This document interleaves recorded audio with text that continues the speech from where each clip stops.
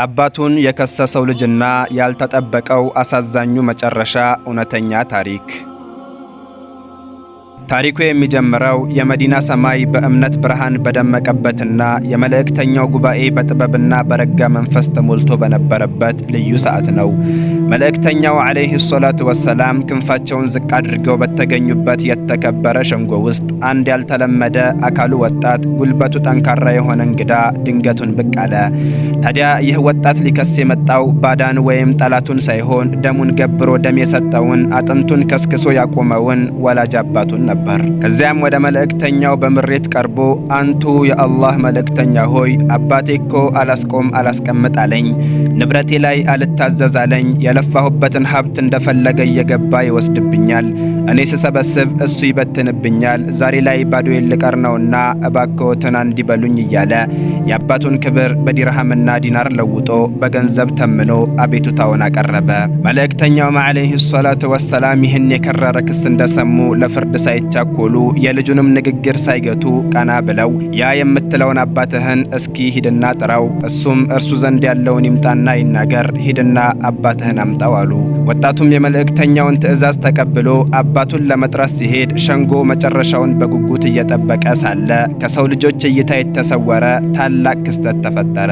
እነሆ የዚህን አባት ጉዳይ አላሁ ተዓላ በትኩረት እየተመለከተው ነበርና ጉዳዩ ከተራ የገንዘብ ክርክር አልፎ የሰማይን ውሳኔ የሚፈልግ ልዩ ኬዝ ሆነ።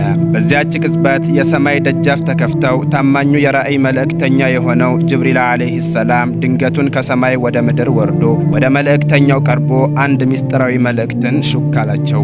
አንቱ የአላህ መልእክተኛ ሆይ አሁን ያ አዛውንት አባት ወደ አንቱ ይመጣል። ነገር ግን ልጁን ተከትሎ ወደዚህ እየመጣ ሳለ በመንገድ ላይ ብቻውን እያጉረመረመ ከልቡ የመነጨ አላህ እንጂ ማንም ያልሰማውን የልብ ሹክሹክታ ይናገር ነበር። ነገር ግን ልጁ ይህንን የአባቱን የልብ ንግግር አልሰማም። አላህ ግን ሰምቶታልና አባትየው ልክ እንደገባ ጉዳዩን ከመጀመራችሁ በፊት አንድ ጥያቄ ጠይቁት። ወደዚህ እየመጣህ ሳለ አንደበትህ በለሆሳስ ይል የነበረው ጆሮ የማይሰማው የልብህ ጩኸት ምን ነበር ብላችሁ ጠይቁት ሲል መለኮታዊ መልእክትን አደረሰ። ያኔ ይህ የጅብሪል ጣልቃ ገብነት የፍርድ ሂደቱን አቅጣጫ ሙሉ በሙሉ ቀየረው። አሁን የጉዳዩ መልክ ከገንዘብ ሂሳብ ወጥቶ ወደ ልብ ስብራትና ወደ ተደበቀ እውነት ተሸጋግሮ ሸንጎው የአባትየውን መምጣት በተለየ ስሜት መጠባበቅ ጀመረ። ታዲያ በዚያ ቅጽበት የዕድሜ ፀሐይ የጠለቀችበት የዘመናት ድካም ጉልበቱን የፈተነው እጆቹ በምርኩዝ የሚንቀጠቀጡ አንድ አዛውንት አባት መጥተው ከሳሽ ሆኖ ከቆመው ልጃቸው አጠገብ ቆሙ። መልእክተኛውም ዓለይሂ ሰላቱ ወሰላም ድምፃቸውን ዝቅ አድርገው ይህ ልጅ ስለ ገንዘቡ ጉዳይ እንዲህና እንዲህ ሲል ቅሬታን አቅርቦብሃል፣ እውነት ነገሩ እንዳለው ነውን ሲሉ ጠየቁ። አባትም በተረጋጋ መንፈስ የአላህ መልእክተኛ ሆይ ልጄ እኮ እውነታውን አላወቀም። እኔ የእሱን ገንዘብ የምወስደው ለራሴ ቅንጦት ሕይወት ወይ ለሆዴ ወይ ደግሞ ለማያስፈልግ ነገር አይደለም። እኔማ ትራፊ ነኝ። ነገር ግን አንዲት ባዶ እጇን የቀረች ማንም ረዳትና ጠባቂ የሌላት አክስት አለችው። እኔ ካልደረስኩላት የኔ ልጅ ካልረዳት ማናላት? ከሱ ወስጄ ለእኔ ሳይሆን ለስጋ ዘመዱ የግድ አስፈላጊ ለሆነው የህይወት ቀዳዳ መድፈኛ ነው የማውለው። እኔ እኮ ራሴን ለሱ የሰጠሁ አባት ነኝ። እንዴት ለሱ ገንዘብ ያስገበግበኛል ሲል መለሰ።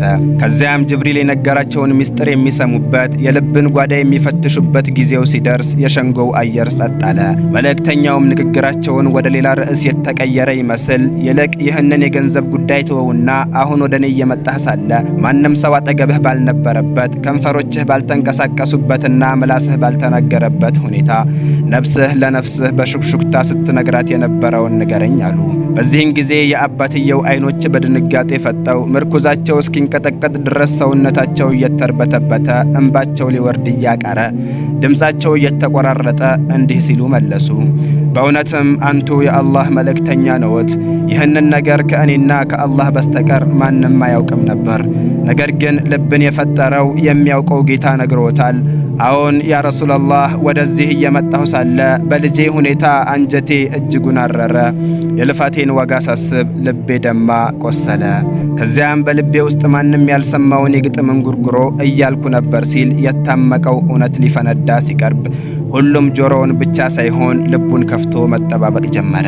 ከዚያም እንደ በጋ ጅረት የደረቁት የአይኖቹ ቦዮች የልቡ ግድብ ሲፈርስ በእንባ እየተጥለቀለቁ ፊቱን ወደ ነብዩና ልጁ እያፈራረቀ በውስጡ በውስጡ ያወራውን አንጀትን የሚያላውስ ወቀሳን መናገር ጀመረ።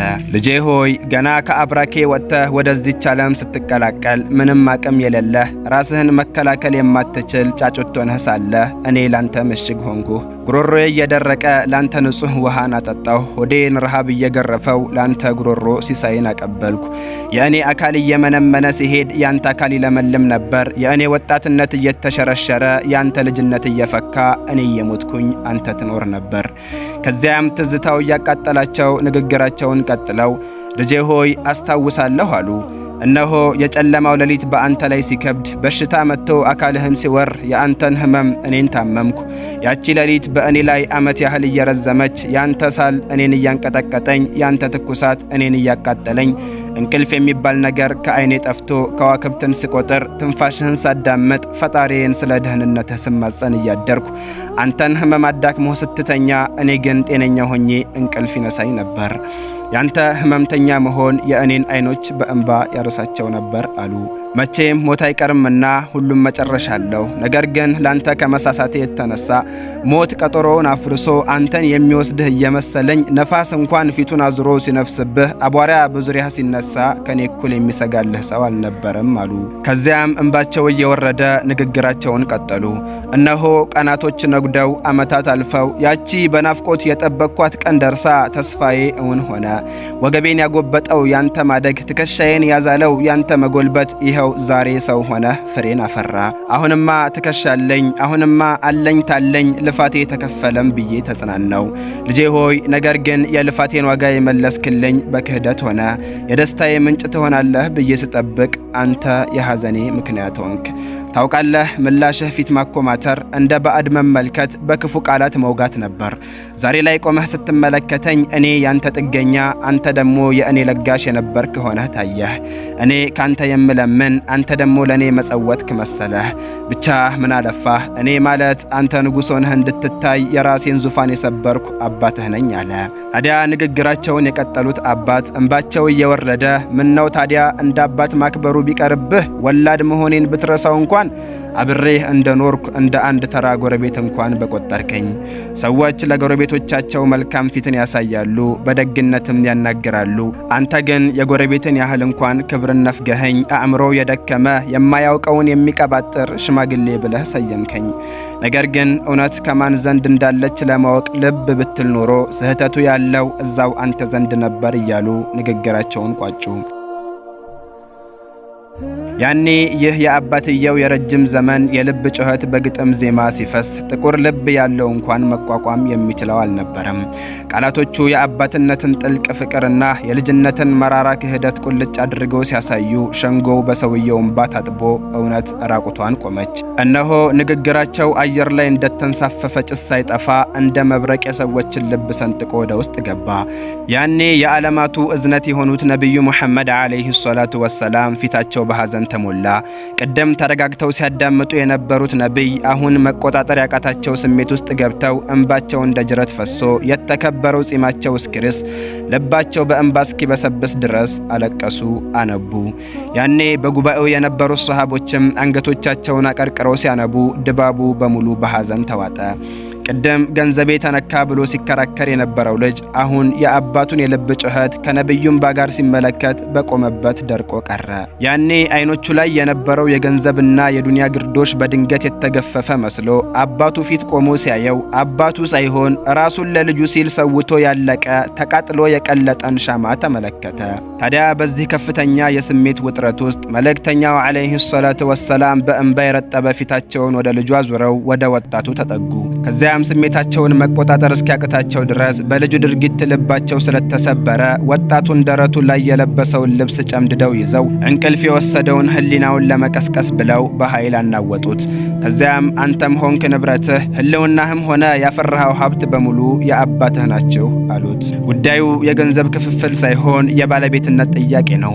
አንተ ወደዚህ ምድር እንድትመጣ ምክንያት የሆነ አካሉን ቆርሶ አካል የሆነ እድሜውን ሰጥቶ እድሜ የሰጠህ እኮ እርሱ ነው። ስለዚህ አንተ ራስህ የአባትህ ልፋት ውጤት የአባትህ ንብረት ነህ። ገንዘብህ ከመምጣቱ በፊት አንተ ተገኝተሃል። አንተ እንድትገኝ ደግሞ አባትህ ዋጋን ከፍሏል። እንዴት ሆኖ ነው ክፋይ የሆነው ልጅ መሰረት ከሆነው አባት ጋር ስለ ገንዘብ የሚከራከረው? ሂድ፣ አንተም ሆንክ ገንዘብህ የአባትህ ናችሁ።